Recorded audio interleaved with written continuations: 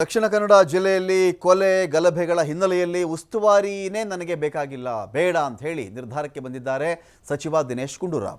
ಉಸ್ತುವಾರಿ ಸ್ಥಾನದಿಂದ ನನ್ನನ್ನು ಕೈ ಬಿಟ್ಟುಬಿಡಿ, ತೆರವು ಮಾಡಿಬಿಡಿ, ಅಲ್ಲಿಂದ ನನಗದು ಬೇಡ ಅಂಥೇಳಿ ದಿನೇಶ್ ಗುಂಡೂರಾವ್ ಮನವಿ ಮಾಡಿಕೊಂಡಿದ್ದಾರೆ.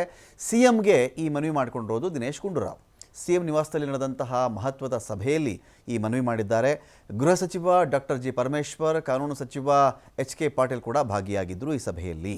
ಘಟನೆ ಆದ ಮೇಲೆ ಬೆಳವಣಿಗೆಯ ಬಗ್ಗೆ ಚರ್ಚೆ ನಡೆಯುತ್ತೆ. ಮುಂದೆ ಏನು ಕ್ರಮ ಜರುಗಿಸಬೇಕು ಅಂಥೇಳಿ ಚರ್ಚೆ ನಡೆದಿದೆ. ರಾಜೀನಾಮೆ ನಿರ್ಧಾರಕ್ಕೆ ಯಾಕೆ ಬಂದರು, ನನಗೆ ಉಸ್ತುವಾರಿ ಸ್ಥಾನ ಬೇಡ ಅನ್ನೋ ಒಂದು ತೀರ್ಮಾನಕ್ಕೆ ಇವರು ಯಾಕೆ ಬಂದಿದ್ದಾರೆ ಅಂತ ನೋಡಿದ್ರೆ, ನೋಡಿ, ಸರಣಿ ಹತ್ಯೆಗಳ ಹಿನ್ನೆಲೆಯಲ್ಲಿ ಉಸ್ತುವಾರಿಗೆ ಅವರು ರಾಜೀನಾಮೆ ಕೊಡೋಕ್ಕೆ ಮುಂದಾಗ್ತಾ ಇದ್ದಾರೆ.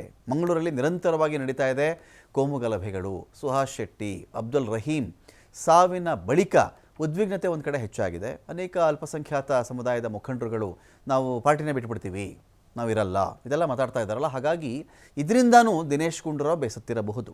ಮಂಗಳೂರಲ್ಲಿ ಕೈ ನಾಯಕರಿಂದ ಸರ್ಕಾರದ ವಿರುದ್ಧ ಆಕ್ರೋಶ ವ್ಯಕ್ತವಾಗಿದೆ. ಅಸಮಾಧಾನ ಹೊರಹಾಕಿದ್ದಾರೆ ಇನ್ಚಾರ್ಜ್ ಮಿನಿಸ್ಟರ್ ವಿರುದ್ಧವಾಗಿ.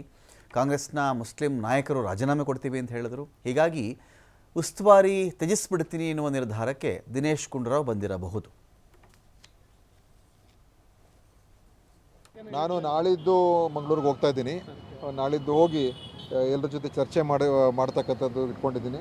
ಮತ್ತು ಪೊಲೀಸ್ ಇಲಾಖೆಯ ಜೊತೆಯಲ್ಲಿ ಮತ್ತು ಸಾರ್ವಜನಿಕರ ಜೊತೆ ಕೂಡ ಚರ್ಚೆ ಮಾಡಿ ನಾಳಿದ್ದು ಮಂಗಳೂರು ಭೇಟಿ ಇಟ್ಕೊಂಡಿದ್ದೀನಿ. ನಾನು ನೋಡಿ, ಗೃಹ ಸಚಿವರು ಮತ್ತು ಪೊಲೀಸ್ DG ಅವರು, ಮುಖ್ಯಮಂತ್ರಿಗಳು ಎಲ್ಲರೂ ಇದ್ದರು. ಎಲ್ಲ ಚರ್ಚೆಗಳು ಕೂಡ ಮಾಡಿದ್ದಾರೆ. ಮತ್ತು ಮುಂದಿನ ಅಲ್ಲಿ ಏನು ಆ ಜಿಲ್ಲೆಯ ಸೂಕ್ಷ್ಮತೆಯನ್ನು ತಿಳ್ಕೊಂಡು ಅರ್ಥ ಮಾಡಿಕೊಂಡು ನಾವು ಹೆಜ್ಜೆ ಇಡಬೇಕಾಗ್ತದೆ. ಅದನ್ನು ಮಾಡ್ತಕ್ಕಂಥದ್ದಕ್ಕೆ ಕೆಲವು ಕ್ರಮಗಳೆಲ್ಲ ಈಗ ಸರ್ಕಾರ ತಗೊಳ್ತಾ ಇದೆ.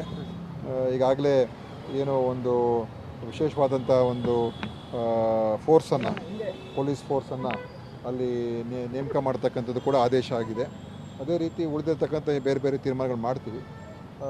ಖಂಡಿತವಾಗಿಯೂ ನಮ್ಮ ಕಡೆಯಿಂದ ಏನು ಸಾಧ್ಯ ಆಗ್ತದೆ, ಇಂಥ ಒಂದು ಈ ವೈಷಮ್ಯದ ವಾತಾವರಣ ಮತ್ತು ದ್ವೇಷದ ವಾತಾವರಣ